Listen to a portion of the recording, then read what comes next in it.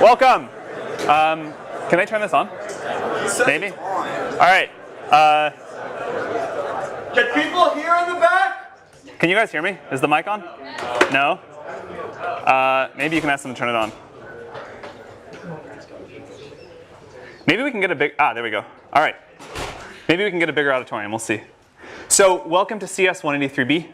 I'm Sam Altman, I'm the president of Y Combinator. 9 years ago, I was a Stanford student, and then I dropped out to start a company, and then I've been an investor for the last few. So at YC, we've been teaching people how to start startups for 9 years. Most of it's very hands-on and specific to the startups, but 30% of it is pretty generally applicable. And so we think that we can teach that 30% in this class. And even though that's only 30% of the way there, hopefully it'll still be really helpful. We've taught a lot of this at YC already, but it's all been off the record. And this is the first time that a lot of what we teach in YC is going to be on the record. So we've invited some of our best speakers to come and give the same talks they give at YC. We've now funded 720 companies. And so we're pretty sure that a lot of this advice is pretty good. We can't fund every startup yet, but we can hopefully make this advice very generally available. Guest speakers are going to teach 17 of the 20 classes. I'm only teaching 3. Counting YC itself, every guest speaker has been involved in the creation of a $1 billion+ company. So the advice shouldn't be that theoretical. It's all from people who have done it.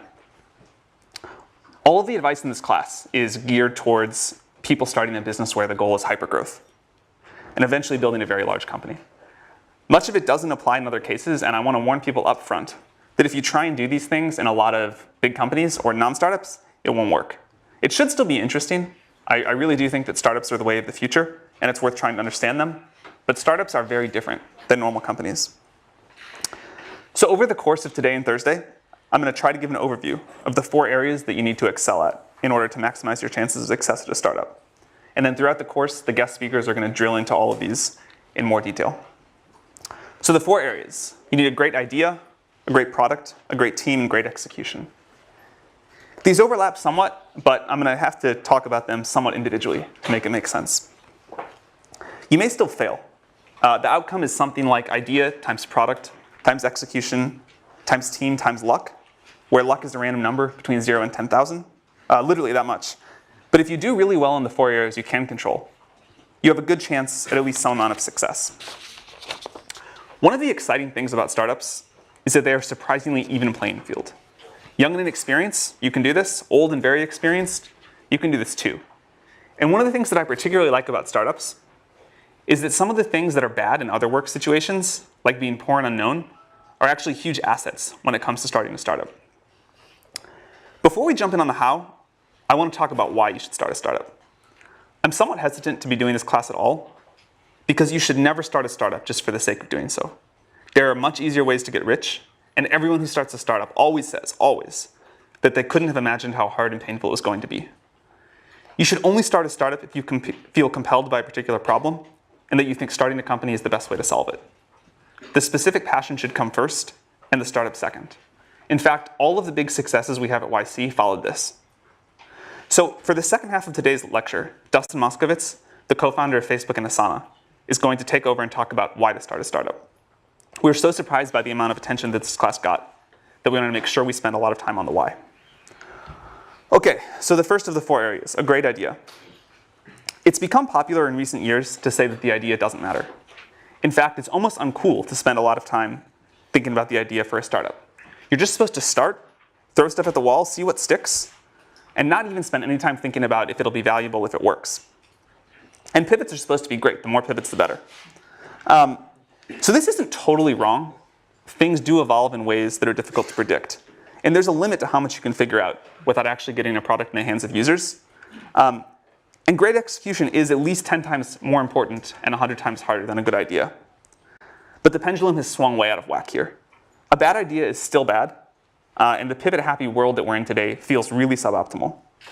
Great execution towards a terrible idea will get you nowhere. There are exceptions, of course, but most great companies start with a great idea, not a pivot. If you look at successful pivots, they almost always are a pivot into something the founders themselves wanted, not a random made-up idea. Airbnb happened because Brian Chesky couldn't pay his rent, but he did have some extra space. In general, though, if you look at the track record of pivots, They don't become big companies. I myself used to believe ideas didn't matter that much, but I'm very sure that's wrong now. The definition of the idea as we talk about it is very broad. It includes the size and the growth of the market, the growth strategy for the company, the defensibility strategy, and so on. When you're evaluating an idea, you need to think through all these things, not just the product. If it works out, you're going to be working on this for 10 years. So it's worth some real upfront time to think through the long-term value and the defensibility of the business. Even though plans themselves are worthless, the exercise of planning is really valuable and totally missing in most startups today. Long-term thinking is so rare anywhere, but especially in startups, that it's a huge advantage if you do it. Remember that the idea will expand and become more ambitious as you go. You certainly don't need to have everything figured out in a path from here to world domination, but you really want a nice kernel to start with. You want something that can develop in interesting ways. As you're thinking through ideas, another thing that we see young founders get wrong all the time is that someday you need to build a business that's difficult to replicate. This is an important part of a good idea. I want to make this point again because it's so important. The idea should come first and the startup should come second. Wait to start a startup until you come up with an idea you feel compelled to explore. This is also the way to choose between multiple ideas. If you have several ideas that all seem pretty good, work on the one that you think about most often when you're not trying to think about work. But we hear again and again from founders that they wish they had waited to start a startup until they came up with an idea that they really loved. Another way of looking at this is that the best companies are almost always mission-oriented. It's difficult to get large groups of people to the extreme levels of focus and productivity that you need for a startup to be successful, unless the company feels like an important mission. And it's usually really hard to get that without a great founding idea. A related advantage of mission-oriented ideas is that you yourself will be dedicated to them. It takes years and years, usually a decade, to create a great startup. If you don't love and believe in what you're building, you'll likely to give up at some point along the way. There's no way I know of to get through the pain of a startup without belief that the mission really matters. A lot of founders, especially students, believe that their startup's only going to take 2 or 3 years, and then after that they'll work on what they're really passionate about. That almost never works. Good startups usually take 10 years. A third advantage of mission-oriented companies is that people outside the company are more willing to help you. You'll get more support on a hard, important project than a derivative one. When it comes to starting startups, in many ways it's easier to start a hard startup than an easy startup. This is one of those counterintuitive things that takes people a long time to understand. It's difficult to overstate how important being mission-driven is, so I want to emphasize it one last time. Derivative companies, companies that copy an existing idea with very few new insights, don't excite people, and they don't compel the teams to work hard enough to be successful. Paul Graham is going to talk about how to get startup ideas next week. It's something that a lot of founders struggle with, but it's something I believe you can get better at with practice, and it's definitely worth trying to get better at. The hardest part about coming up with great ideas is that the best ideas often look terrible at the beginning. The 13th search engine, and without all the features of a web portal, most people thought that was pointless. Search was done, and anyway, it didn't matter that much. Portals were where the value was at. The 10th social network, and limited only to college students with no money, also terrible. MySpace had won, and who wants college students as customers? Or a way to stay on strangers' couches. That just sounds terrible all around. These all sounded really bad, but they turned out to be good. If they had sounded really good, there would have been too many people working on them. As Peter Thiel is going to discuss in the 5th class, you want an idea that turns into a monopoly. But you can't get a monopoly in a big market right away. Too much competition for that. You have to find a small market in which you can get a monopoly and then quickly expand. This is why some great startup ideas look really bad at the beginning. It's good if you can say something like, today, only this small subset of users are going to use my product, but I'm going to get all of them. And in the future, almost everyone will use my product. Here's the theme that's going to come up a lot. You need conviction in your own beliefs and a willingness to ignore others' naysaying. The hard part is that this is a very fine line. There's right on one side of it and crazy on the other. But keep in mind that if you do come up with a great idea, most people are going to think it's bad. You should be happy about that. It means they won't compete with you. This is also a reason why it's not usually dangerous to tell people about your idea. The truly good ideas don't sound like they're worth stealing. You want an idea about which you can say, I know it sounds like a bad idea, but here's specifically why it's actually a great one. You want to sound crazy, but you want to actually be right. and you want an idea that not many other people are working on. And it's okay if it doesn't sound big at first. Common mistake among founders, especially first-time founders, is they think that the first version of their product, the first version of their idea, needs to sound really big. But it doesn't. It needs to take over a small specific market and expand from there. That's how most great companies have started. Unpopular but right is what you're going for. You want something that sounds like a bad idea, but is a good idea. You also really want to take the time to think about how the market's going to evolve. You need a market that's going to be big in 10 years. Most investors are obsessed with the market size today, and they don't think at all about how the market's going to evolve. In fact, I think this is one of the biggest systemic mistakes that investors make. They think about the growth of the startup itself. They don't think about the growth of the market. I care much more about the growth rate of the market than its current size. And I also care if there's any reason that it's going to top out. You should think about this. I'd prefer to invest in a company that's going after a small but rapidly growing market than a big but slow growing one. One of the big advantages of these sorts of markets, these small but rapidly growing markets, is that customers are usually pretty desperate for a solution. And they'll put up with an imperfect but rapidly improving product. And a big advantage of being a student, one of the two biggest advantages, is that you probably have better intuition about which markets are likely to start growing rapidly than older people do. Another thing that students usually don't understand, or at least takes a while, you cannot create a market that doesn't want to exist. You can basically change everything in a startup but the market. So you should actually do some thinking to be sure, or at least as sure as you can be, that the market you're going after is going to grow and be there. There are a lot of different ways to talk about the right kind of market. For example, surfing someone else's wave, or stepping into an up elevator, or being part of a movement. But all of this is just a way of saying you want a market that's going to grow really quickly. It may seem small today, it may be small today, but you know, and other people don't, that it's going to grow really fast. So think about where this is happening in the world. You need this sort of a tailwind to make a startup successful. The exciting thing is there are probably more of these tailwinds now than ever before. As Mark Andreessen says, software's eating the world. It's just everywhere. There are like so many great ideas out there. And you just have to pick one and find one that you really care about. Another version of this that gets down to the same idea is Sequoia's famous question, why now? Why is this the perfect time for this particular idea and to start this particular company? Why couldn't it have been done 2 years ago? And why will 2 years in the future be too late? For the most successful startups we've been involved with, they've all had a great idea, great answer to this question. And if you don't, you should be at least somewhat suspicious about it. In general, it's best if you're building something that you yourself need. You'll understand it much better than if you have to understand it by talking to a customer to build the very first version. If you don't need it yourself, and you're building something that someone else needs, realize that you're at a big disadvantage and get very, very close to your customers. Try to work in their office if you can, and if not, talk to them multiple times a day. Another somewhat counterintuitive thing about good startup ideas is that they're almost always very easy to explain and very easy to understand. If it takes more than a sentence to explain what you're doing, it's almost always a sign that it's too complicated. It should be a clearly articulated vision with a small number of words. And the best ideas are usually either very different from existing companies in one important way, like Google being a search engine that worked just really well and none of the other stuff of the portals, or totally new like SpaceX. Any company that's a clone of something else that already exists with some small or made up differentiator, like we're going to be X beautiful design, or we're going to be Y for people that like red wine instead, that usually fails. So as I mentioned, one of the great things about being a student is that you have a very good perspective on new technology. And learning to get good at having new ideas takes a while. So start working on that right now. That's one thing we hear from people all the time, that they wish they had done more of when they were a student. The other is meeting potential co-founders. You have no idea how good of an environment you're in right now for meeting people that you can start a company with down the road.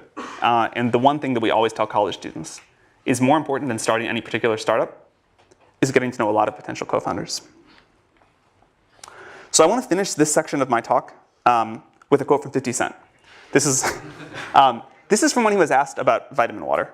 I won't read it, it's up there. But it's about the importance of thinking about what customers want and thinking about the demands of the market. Most people don't do this. Most students especially don't do this. If you can just do this one thing, if you can just learn to think about the market first, you will have a big leg up on most people starting startups. And this is probably the thing that we see wrong with Y Combinator apps most frequently, is that people have not thought about the market first and what people want first. So for the next section, I'm going to talk about building a great product. And here again, I'm going to use a very broad definition of product. It includes customer support and copyright explaining the product. Anything involved in your customer's interaction with what you built from them. To build a really great company, you first have to turn a great idea into a great product. This is really hard, but it's crucially important, and fortunately, it's pretty fun. Although great products are always new to the world, and it's hard to give you advice about what to build, there are enough commonalities that we can give you a lot of advice about how to build it. One of the most important tasks for a founder is to make sure that the company builds a great product. Until you've built a great product, almost nothing else matters. When really successful startup founders tell the story of their early days, it's almost always sitting in front of the computer working on their product or talking to their customers. That's pretty much all the time. They do very little else. And you should be very skeptical if your time allocation is much different. Most other problems that founders are trying to solve, raising money, getting more press, hiring, business development, etc., these are significantly easier when you have a great product. It's really important to take care of that first. Step one is to build something that users love. At YC, we tell founders to work on their product, talk to users, exercise, eat, and sleep, and very little else. All the other stuff I just mentioned, PR, conferences, recruiting advisors, doing partnerships, you should ignore all of that and just build a product and then get it as good as possible by talking to your users. Your job is to build something that users love. Very few companies that go on to be super successful get there without first doing this. A lot of good on paper startups fail because they merely make something that people like. Making something that people want, but only a medium amount, is a great way to fail and not understand why you're failing. So these are the two jobs. Something that we say at YC a lot is that it's better to build something that a small number of users love than a large number of users like. Of course, it'd be best to build something that a small number of users love, but opportunities to do that for V1 are rare, and they're usually not available to startups. So in practice, you end up choosing either the gray or the orange. You make something that a lot of users like a little bit, or something that a small number of users love a lot. And this is a very important piece of advice. Build something that a small number of users love. It's much easier to expand from something that a small number of people love to something that a lot of people love than from something that a lot of people like to a lot of people love. If you get this right, you can get a lot of other things wrong. If you don't get this right, you can get everything else right, and you'll probably still fail. So when you start in a startup, this is the only thing you need to care about until it's working. Should we explain that again? Sure. So you have a choice in a startup. The best thing of all worlds would be to build a product that a lot of people really love. In practice, you can't usually do that because a big company, if there's an opportunity like that, Google or Facebook will do it. So there's a limit to the area under the curve of what you can build. And you can either build something that a lot of users like a little bit, or you can build something that a small number of users love a lot. And the total amount of love is the same. It's just a question of how it's distributed. And there's this law of conservation of how much happiness you can put into the world with the first product of a startup.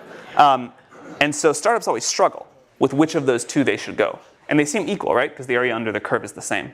But we've seen this time and again that they're not, and that it's so much easier to expand.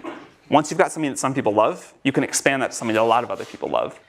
But if you only get ambivalence or sort of weak enthusiasm, and then try to expand that, you'll never get up to a lot of people loving it. So the advice is find a small group of users and make them really love what you're doing. Does that make sense? All right. One way that you know when this is working is that you'll get growth by word of mouth. If you make something people love, people will tell their friends about it. This works for consumer products and enterprise products as well. When people really love something, they tell their friends about it, and you'll see organic growth. If you find yourself talking about how it's okay that you're not growing because there's a big partnership that's going to come save you or something like that, it's almost always a sign of real trouble. Sales and marketing are really important, and we're going to have 2 classes on them later. But if you don't have some early organic growth, then your product probably isn't good enough yet. A great product is the secret to long-term growth hacking. You should get that right before you worry about anything else. It doesn't get easier to put off making a great product. If you try to build a growth machine before you have a product that some people really love, you're almost certainly going to waste your time.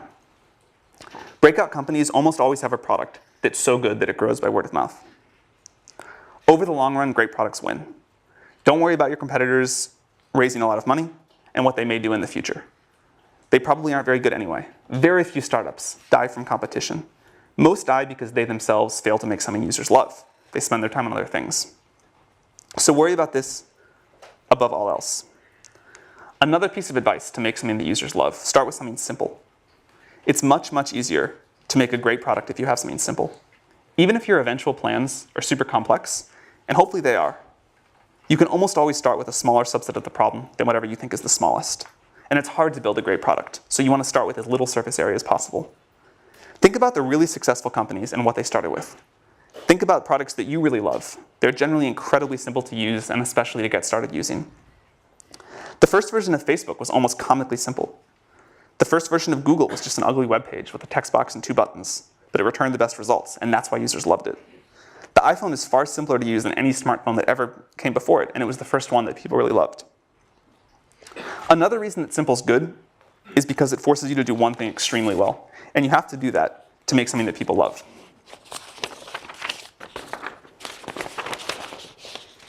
The word fanatical comes up again and again when you listen to successful founders talk about how they think about their product. Founders talk about being fanatical in the way they care about the quality of the small details, fanatical in getting the copy that they use to explain the product just right, and fanatical in the way they think about customer support.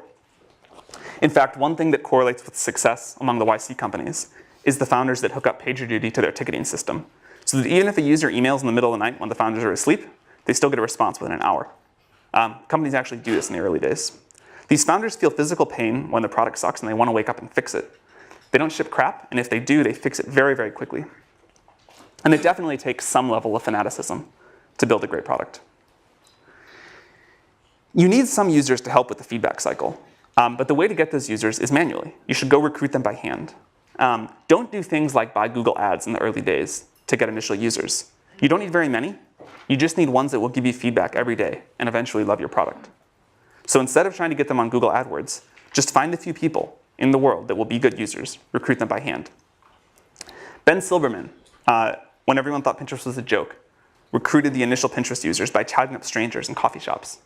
He really did. He just walked around Palo Alto and said, will you please use my product? He also used to run around the Apple store in Palo Alto, and he would set all the browsers to the Pinterest homepage real quick before they caught him and kicked him out. So that then when people walked in there, they're like, oh, what is this? This is an important example of doing things that don't scale. If you haven't read Paul Graham's essay on that topic, you definitely should. So get users manually, and remember that the goal is to get a small group of them to love you. Understand that group extremely well, get extremely close to them. Listen to them, and you'll almost always find out that they're very willing to give you feedback. Even if you're building the product for yourself, listen to outside users, and they'll tell you how to make a product they'll pay for. Do whatever you need to make them love you, make them love what you're doing, because they're also going to be the advocates that help you get your next users. You want to build an engine in the company that transforms feedback from users into product decisions. Then get it back in front of the users and repeat. Ask them what they like and what they don't like, and watch them use it. Ask them what they pay for. Ask them if they'd be really bummed if your company went away. Ask them what would make them recommend the product to their friends. And ask them if they've recommended it to any yet. You should make this feedback loop as tight as possible. If your product gets 10% better every week, that compounds really, really quickly. One of the great advantages of software startups is just how short you can make the feedback loop. It can be measured in hours, and the best companies usually have the tightest feedback loops. You should try to keep this going for all of your company's life, but it's really important in the early days. The good news is that all of this is doable. It's hard, it takes a lot of effort, but there's no magic. The plan is at least straightforward, and you will eventually get to a great product. Great founders don't put anyone between themselves and their users. The founders of these companies do things like sales and customer support themselves in the early days. It's critical to get this loop embedded in the culture. In fact, a specific problem that we always see with Stanford startups for some reason is that the students try and hire sales and customer support people right away. And you've got to do this yourself. It's the only way. You really need to use metrics to keep yourself honest on this. It really is true that the company will build whatever the CEO decides to measure. If you're building an internet service, ignore things like total registrations. Don't talk about them. Don't let anyone in the company talk about them.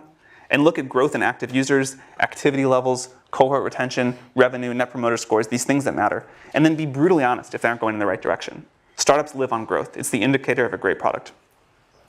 So this about wraps up the overview on building a great product. I want to emphasize again that if you don't get this right, nothing else we talk about in the class will matter. You can basically ignore everything else that we talk about until this is working well. On the positive side, this is one of the most fun parts of building a startup. So I'm going to pause here. I'll pick back up with the rest of this on Thursday. And now we're going to have Dustin talk about why you should start a startup. Thank you for coming, Dustin. Sure. But yeah, so Sam asked me to talk about why you should start a startup. There's a bunch of reasons you might have. And there's a bunch of common reasons that people have that I hear all the time for why you might start a startup. It's important to know like what reason is yours, because some of them only make sense in certain contexts. Some of them will actually like lead you astray. You may have been misled by the way that Hollywood or the press likes to romanticize entrepreneurship. So I want to try and like illuminate some of those potential fallacies so you guys can make the decision in a clear way. And then I'll talk about the reason I like best for actually starting a startup. It's very related to a lot of what Sam just talked about. But surprisingly, I don't think it's the most common reason. Usually people have one of these other reasons, or they just want to start a company for the sake of starting a company. So the four common reasons, just to enumerate them, are it's glamorous, you'll get to be the boss, you'll have flexibility, especially over your schedule, and you'll have the chance to have bigger impact and make more money than you might by joining a later stage company. So, okay, you guys are probably pretty familiar with this concept. When I wrote the Medium post, which a lot of you guys read a year ago, I felt like the story in the press was a little more unbalanced. Entrepreneurship just got romanticized quite a bit. The movie The Social Network came out, had a lot of sort of like bad aspects of what it's like to be an entrepreneur, but mainly sort of painted this picture of like there's a lot of partying and you kind of move from like one brilliant insight to another brilliant insight, and really made it seem like this like really cool thing to do. And I think the reality is just not quite so glamorous. There's an ugly side to being an entrepreneur, and also just more importantly, what you're actually spending your time on is just a lot of hard work. Sam mentioned this, but you're basically just sitting at your desk, heads down, focused, answering customer support emails, doing sales, figuring out hard engineering problems. So it's really important that you kind of like go in with eyes wide open. And then also it's really quite stressful. This has been a popular topic in the press lately. The Economist actually ran a story just last week called like Entrepreneurs Anonymous, and shows like a founder kind of like hiding under his desk and talking about like founder depression. This is like a very real thing. Like, let's be real. If you start a company, it's going to be extremely hard. Why is it so stressful? So a couple reasons. One is you've got a lot of responsibility.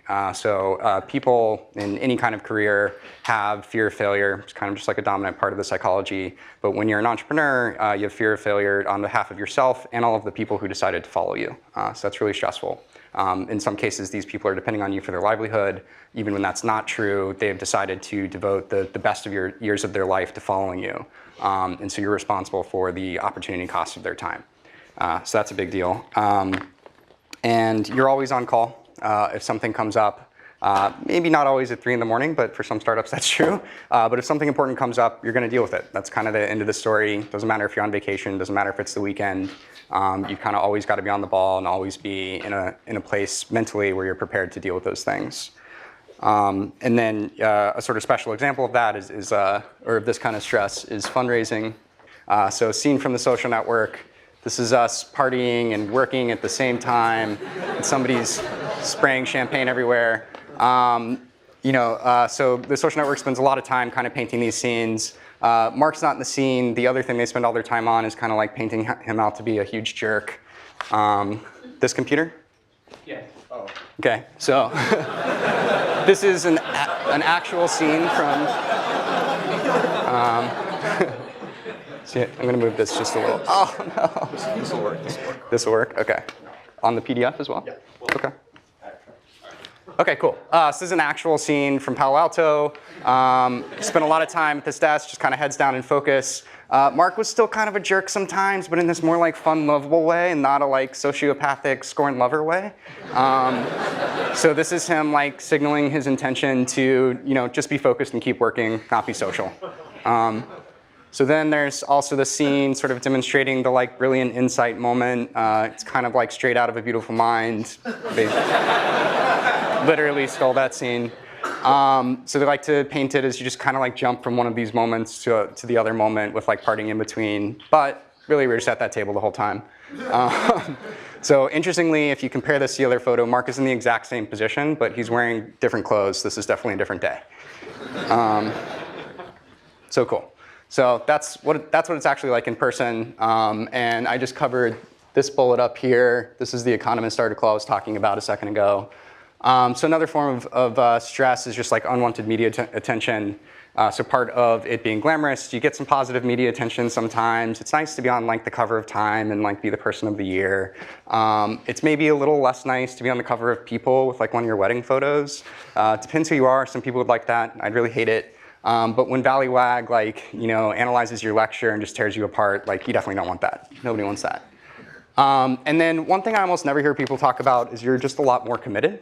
So if you're an employee of a startup and things are stressful, it's not going well, you're unhappy, you can just leave. For a founder, you can leave, but it's very uncool. Pretty much a black eye on the rest of your career. And so you really are committed. For 10 years if it's going well. Probably more like 5 years if it's not going well. So 3 years to figure out that it's not going well, and then if you find like a nice landing for your company, another 2 years at the acquiring company. And if you leave before that, again, it's not only going to harm yourself financially, it's going to harm all your employees, so you pretty much don't. So if you're lucky and you have a bad startup idea, you fail quickly, but most of the time it's not like that. All right, moving right along. And I should say, I've had a lot of this stress in my own life, especially in the early years of Facebook. I just got really unhealthy. I wasn't exercising, had a lot of anxiety, actually like threw out my back like almost every 6 months, like when I was like 21, 22, which is like pretty crazy. And so if you do start a company, be aware that you're going to have to deal with this and you have to actually manage it. It's actually like one of your core responsibilities. Ben Horowitz likes to say like the #1 role of a CEO is managing your own psychology. It's absolutely true. Make sure you do it. So another reason, people, especially if they've already had a job at another company, you tend to develop this narrative of like, okay, like the people running this company are idiots. They're making all these stupid decisions. They're spending their time in these stupid ways. I'm going to start a company and I'm going to do it better. I'm going to like set all the rules. It's a pretty attractive idea. Makes a lot of sense. If you've read my Medium post, you know it's coming. I'll give you guys a second to read this quote.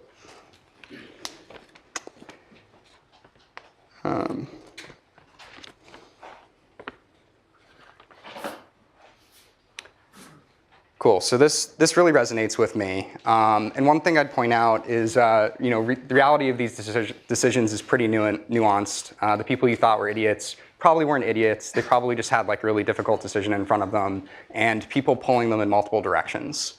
So the most common thing I have to spend my time on and focus my energy on as a CEO is like the problems that like other people are bringing to me, the other priorities that people create. And it's usually in the form of a conflict. People want to go in different directions, or like customers want different things. And like I might have my own opinion about that. But really the game I'm playing is like, who do I disappoint the least? And like just trying to like navigate all these difficult situations. And even on a day-to-day basis, I might come in on Monday and like have all these grand plans for like how I'm going to improve the company and what I'm going to spend my time on. But then if like an important employee is threatening to quit, that's what I'm spending my time on. That's my #1 priority. So a subset of you're the boss is you have flexibility. You have control over your own schedule. This is a really attractive idea. So here's the reality, another Phil Liven quote. So this really resonates with me as well. And some of the reasons for this, again, you're always on call. So maybe you don't intend to work all parts of the day, but you might not get to control which ones. You're a role model. This is super important. So if you're an employee of a company, you might have some good weeks, you might have some bad weeks, some weeks when you're low energy, maybe you want to take a couple extra days off. That's really bad if you're an entrepreneur. Like your team will really signal off what you're bringing to the table. And so if you take your foot off the gas, so will they.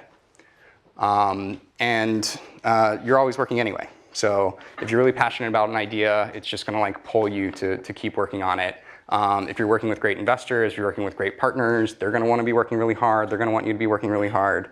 And again, you're gonna wanna work really hard. So some companies like to tell the story about you can have your cake and eat it too. You can have like 4-day work weeks maybe. If you're Tim Ferriss, maybe you can have a 12-hour work week. It's a really attractive idea. And it does work in a particular instance, which is if you want to like actually have a small business or go after a niche market, then you're a small business entrepreneur. That makes total sense. But as soon as you get past like 2 or 3 people, you really need to step it up and be full-time committed. Cool. So this is the big one. So this is the one I hear the most, especially like candidates applying to Asana. They tell me, you know, I'd really like to work for a much smaller company or start my own because then I have a much bigger slice of the pie. I'll have much more impact on how that company does, and I'll have more equity, so I'll make more money as well. So let's examine when this might be true. So I'll explain these tables. They're a little complex, but let's focus on the left first. So this is just explaining Dropbox and Facebook. These are their current valuations. And this is how much money you might make as employee number 100 coming into these companies, especially if you're like a relatively experienced engineer, like you have like 5 years of industry experience. You're pretty likely to have an offer that's around 10 basis points. So if you joined Dropbox a couple years ago, the upside you'd have already locked in is about 10 million. There's plenty more growth from there if you leave in the company. If you joined Facebook a couple years into its existence, you made $200 million. This is a huge number. And if you, even if you joined Facebook as employee number 1,000, so you joined it in like 2009, you still made $20 million. That's a giant number. And that's how you should be benchmarking when you're thinking about what might I make as an entrepreneur. So moving over to the table on the right, these are 2 theoretical companies you might start. So Uber for pet sitting, pretty good idea. If you're really well suited to this, you might have a really good shot at building a $100 million company. And then your share of that company is pretty likely to be about 10%. This certainly fluctuates. Some founders have a lot more than this, some have a lot less. But after multiple rounds of dilution, multiple rounds of option pool creation, you're pretty likely to end up about here. If you have more than this, I'd recommend Sam's post on like the equity split between founders and employees. You probably should be giving out more. So basically, if you're extremely confident about building this $100 million business, which is a big ask, it should go without saying that you should have a lot more confidence in Facebook in 2009 or Dropbox in 2014 than you might for a startup that doesn't even exist yet. Then this is worth doing. So if you have a $100 million idea and you're pretty confident you can execute it, I would consider that. If you think you're the right entrepreneur to build Uber for space travel, that's a really huge idea, $2 billion idea. You're actually gonna have a pretty good return for that. You should definitely do that. This is also only the value after 4 years, and this idea probably has legs. So definitely go after that. If you're thinking of building that, you probably shouldn't even be in this class right now. You should just go and build that company. So why is this financial reward and impact? I really think that financial reward is very strongly correlated with the impact you have on the world. If you don't believe that, let's talk through some specific examples and not think about the equity at all. So why might joining a late stage company actually provide you a lot of impact? You get this force multiplier. They have an existing massive user base. If it's Facebook, it's 1 billion users, or if it's Google, it's 1 billion users. They have existing infrastructure you get to build on. That's also increasingly true for new startups, thanks to like AWS and all these like awesome independent service providers. But you usually get some like proprietary technology and it's all maintained for you. It's a pretty great place to start. And you get to work with a team and they'll help you just leverage your idea into something great. So a couple specific examples. Brett Taylor came into Google as around employee number 1,500, and he invented Google Maps. This is a product you guys probably use every day. I used it to get here, and it's used by hundreds of millions of people all around the world. Didn't need to start a company to do that. Did happen to get a big financial reward, but the point is he had massive impact. My co-founder, Justin Rosenstein, joined Google a little later after Brett. He was a PM there. And just as a side project, he ended up prototyping Chat, which used to be a standalone app, as integrated into Gmail, like you see it in the upper right there.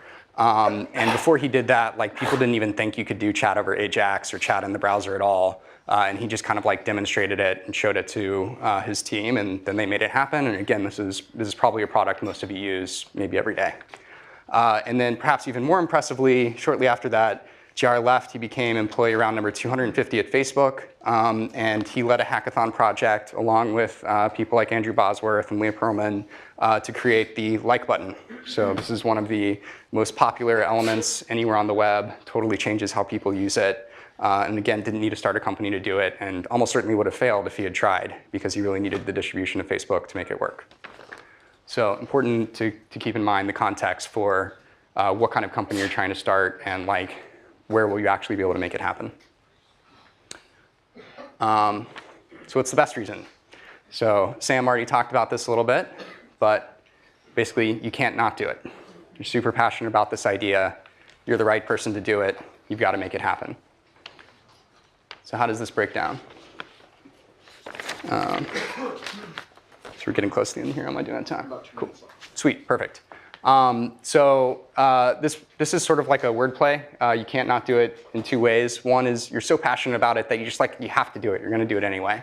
And this is really important because you'll need that passion to get through all of those like hard parts of being an entrepreneur that we talked about earlier.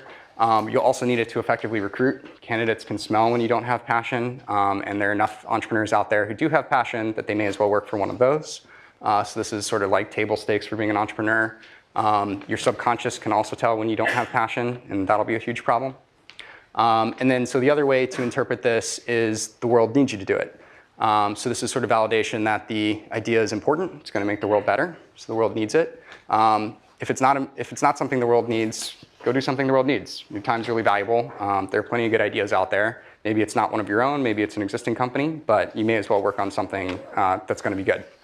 And then the second way to interpret this is the world needs you to do it. You're actually well suited to this problem in some way. If this isn't true, it may be a sign that your time is better spent somewhere else. But also just best case scenario, if this isn't true, you outcompete the team for which it is true. And you just end up with like a suboptimal outcome for the world. That doesn't feel very good. So drawing this back to my own experience, at Asana, Justin and I were kind of like reluctant entrepreneurs before we founded Asana. So we were working at Facebook. We were already working on a great problem.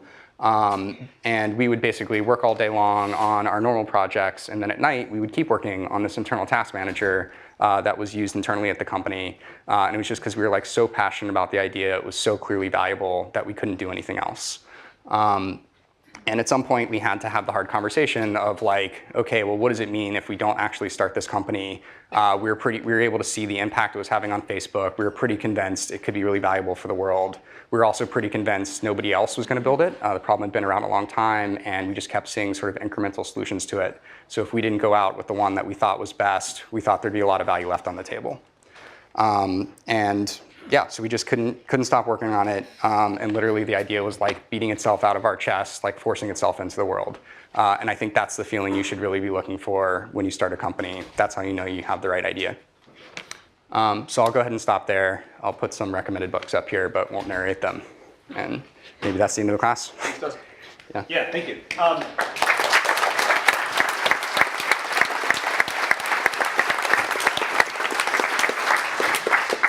Maybe Dustin can stick around for a few minutes if you have questions for him. And see you Thursday. Thank you.